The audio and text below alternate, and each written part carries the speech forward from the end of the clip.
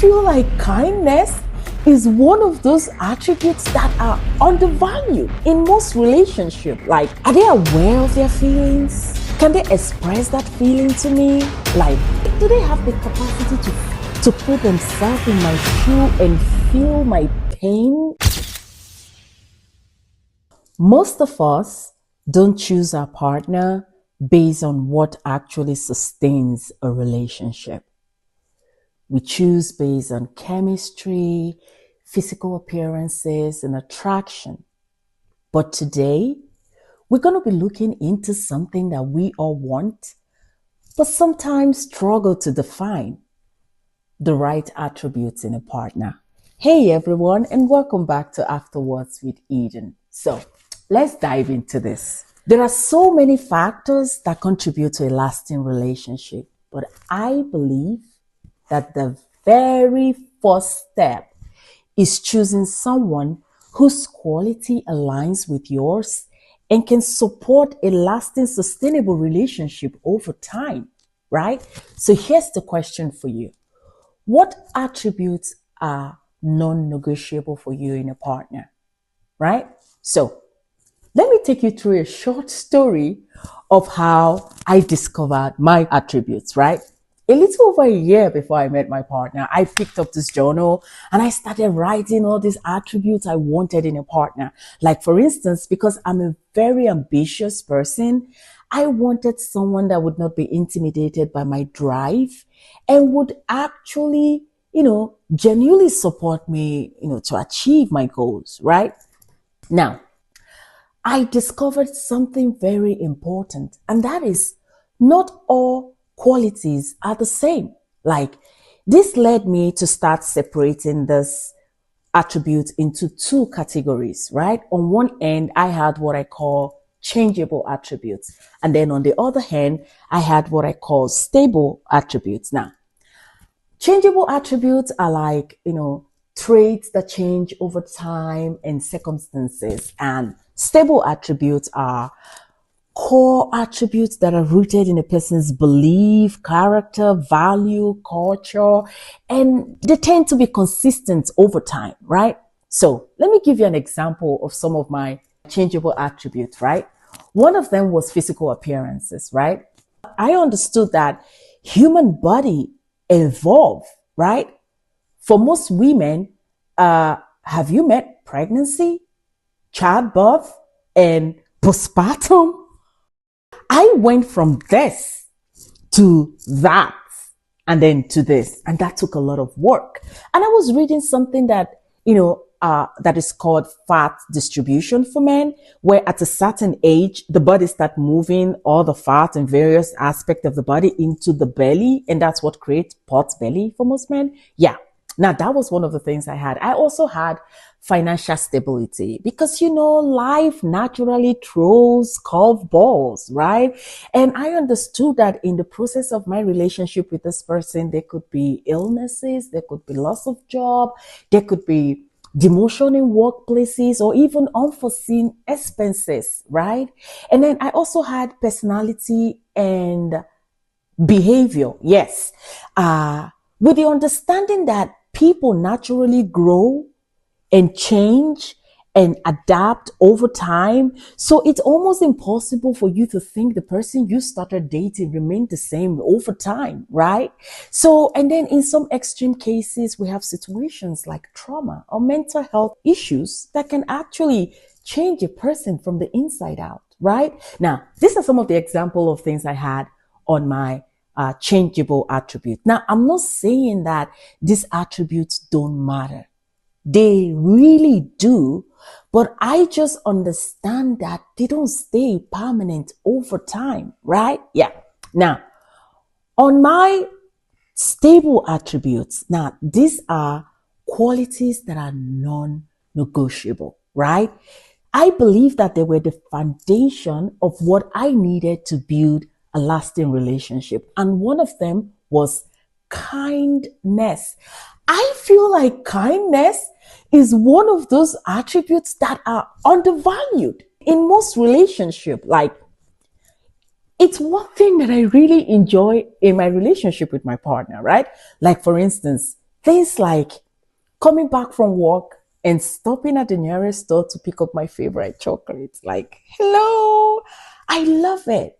It doesn't have to be this grand gesture. It's just consistent care and love over time.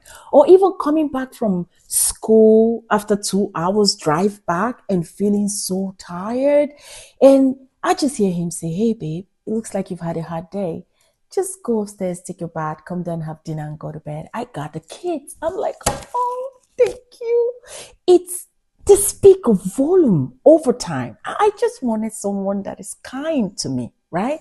And then another attribute where I had was on my stable part were reflective communication. If you hear me, I didn't say communication because everybody can talk, right?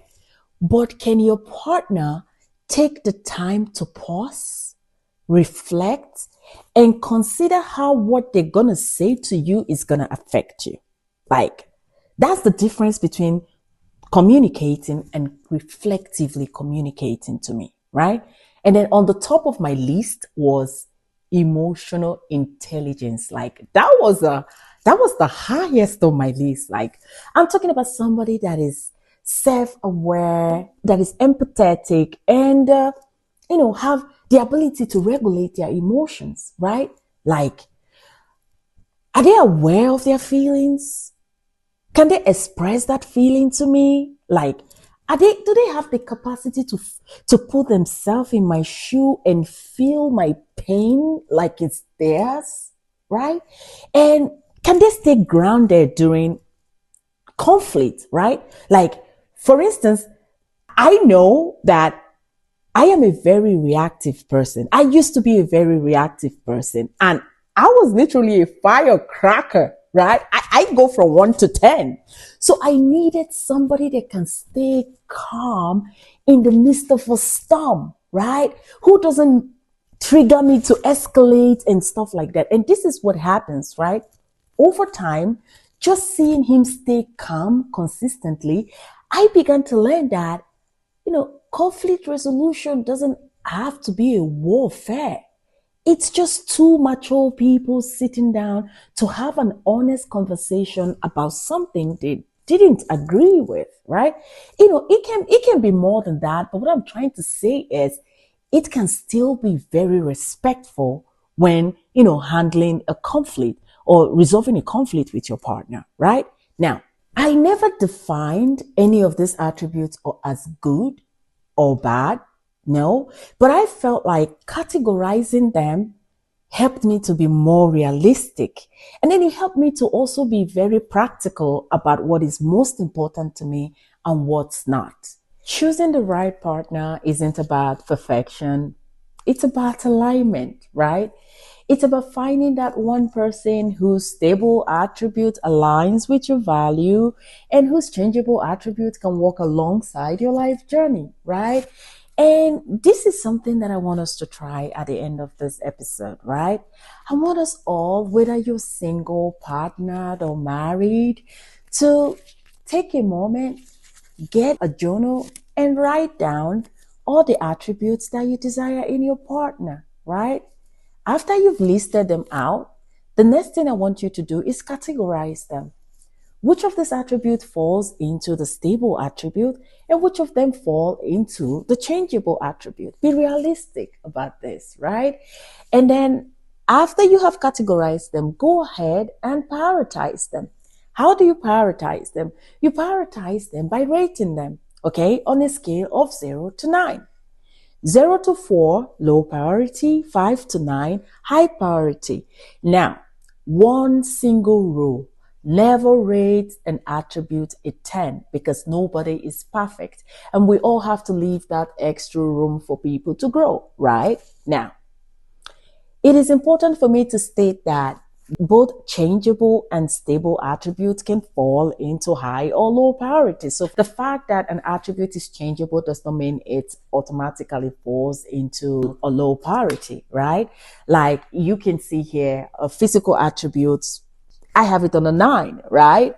As much as it is changeable, it's still of high priority to me, right? Now, I want to take a minute and talk to a married couple. If you're married and you're watching this podcast, I want you to take an extra step, right? Sit down with your partner and have both of you write down these attributes, right? Categorize them, prioritize them, and look at it, like find out what your partner is already fulfilling for you and areas that they need to improve in order to build a lasting relationship. And if you can do this and continue to work on, each day just getting better, it can be the first step to actually, achieving that goal of a lasting relationship, right? Afterwards with Eden is simply a space for slowing down and taking the time to reflect on your life, especially your relationship. I want to thank you all for taking your time to be intentional by joining this episode today. Thank you, and I look forward to talking and sharing with you soon. Bye bye. Have a great week.